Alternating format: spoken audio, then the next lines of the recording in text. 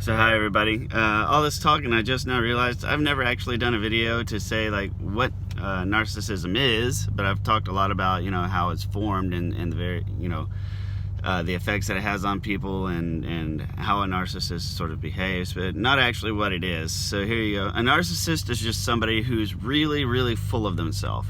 Now, in and of just that. It doesn't really sound like it's all that bad, but there's a lot that goes with that. So if you're full of yourself, that means you think you're better than everybody else, which means if you're with a narcissist, inherently they're better than you. And even that alone, isn't that bad, because if you date somebody higher than your station, which is what, we all sort of want and desire, that itself is not bad. But with narcissism versus narcissistic personality disorder and narcissistic abuse, it's real important to sort of draw a line and distinguish between all of those. So a narcissist is just someone who's really full of themselves. Think of like Axl Rose or your typical rock artist, how they walk around with super fancy clothes and just kind of sort of have this air of superiority. That's your typical narcissist. It comes from some Greek story about this guy who thought he was so handsome, and he looked at his reflection in the water of a river and fell in love with his reflection, right? Well, my gas is done. But that's what narcissism is just, being, what do you call it? Just being obsessed with yourself, being way too proud of yourself. Like you're just a normal person, right? But not to you. I mean, we're all equal. We're all just regular people. They don't see themselves as a regular person. They see themselves as being superior. And when it comes to narcissistic personality disorder and narcissistic abuse, the problem comes with that illusion. A narcissist creates that illusion for themselves, right? So it usually comes from a place of low self-esteem, usually oftentimes beaten into a narcissist as a child, where a child has endured some sort of abuse. And so that they have this low self-image, this low self-worth. If you're the fat kid growing up, for example, and everybody pokes fun of you, chubby, and you're just always poked fun of, and called a fat slob or a fat piece of shit, you get that drilled into your head, and you reach this point where you're like, what, screw it all, I'm not fat, I'm gonna be fit, I'm gonna be buff, I'm gonna be cut, I'm gonna be muscular. And so the fat kid goes to the gym and works out obsessively and gets a good body, and then he's gonna walk around because he's changed that about himself. He's very proud of the fact that he's fit, he's muscular. But that pride, that ego, that overinflated ego that goes along with it, has to be propped up somehow.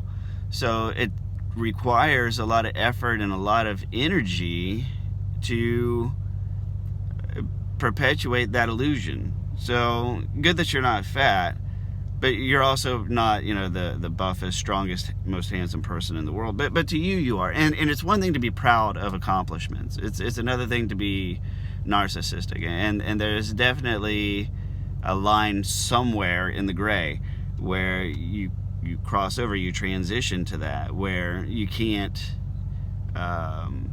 you can't reconcile the fact that you're just not fat anymore. I was fat, now I'm not fat. That's normal person. But a narcissist would be like, yeah, I used to be this fat tub of lard. I used to be super unattractive, just this sloth. Nobody wanted me, but now look at me. I've got everything going for me. Look at my muscles. Look at my body. Look at my body.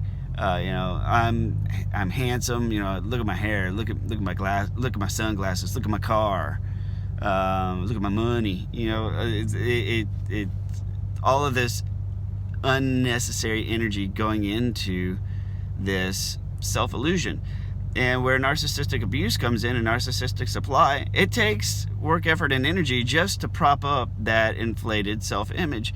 And that energy has to come from somewhere. And so it has to come from the people around you, either in your inner circle, aka the flying monkeys, or if you're in a relationship, you start to find out that this person you met, this really handsome, attractive, pretty muscular guy, still has a very, very sensitive inner child with very, very low self-esteem.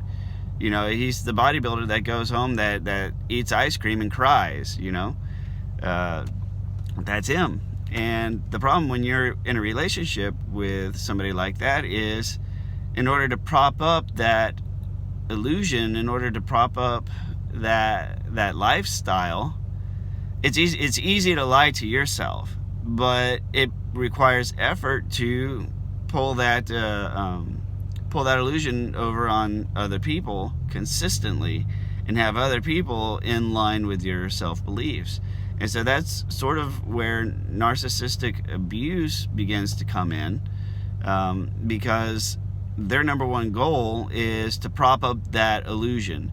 And in order to do that, you've got to believe it too. And whenever you know your viewpoints are not in line with theirs, that begins to threaten everything that they've worked so hard on to create, you know, for creating this image about themselves.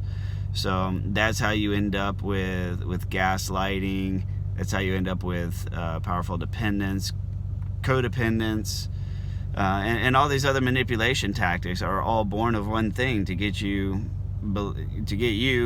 believing their illusion, and to get them to continue believing that it's true. And that's why you see such a level of cognitive dissonance with them, where the second that they're at fault, immediately in their head, like, they're able to reinterpret reality and events to recuse themselves of any wrongdoing.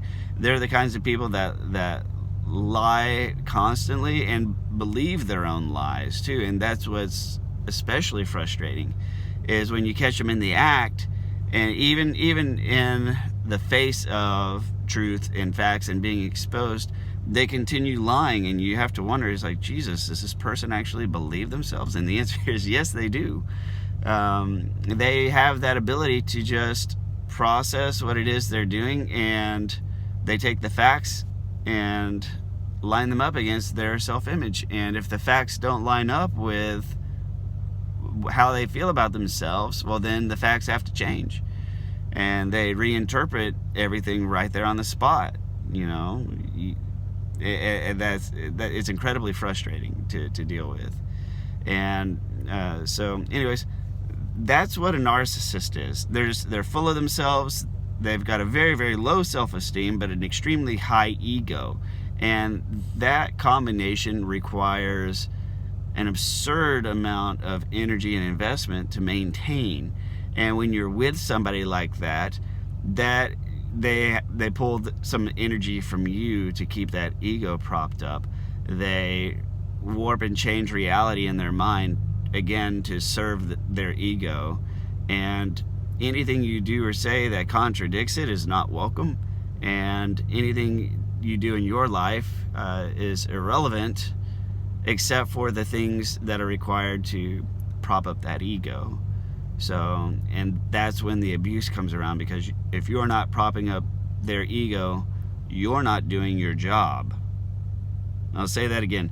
If you're not directly propping up the narcissist's ego, then you are not doing your job. That's how they see it.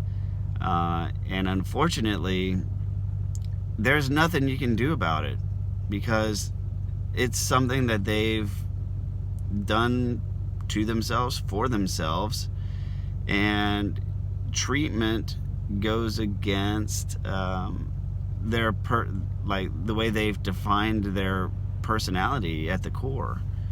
You know, it's sad, but it's like, you know, if somebody has, you know, another neurological disorder, like say if you're bipolar, say if you're ADHD, or you know, something more permanent like autism, you know, if you have autism, there's no amount of therapy in the world you can go to change it, right? And narcissism is almost pretty much just as permanent. It's not something they're born with, but once it's ingrained, it's very, very difficult to change. So very few actually recognize that they are, and even the ones that do, really just, I mean, the amount of effort that it takes is just baffling, and they just give up and quit and just continue existing the way they always have. So please like, comment, or share. Let me know what you think, and we'll see you on the next video.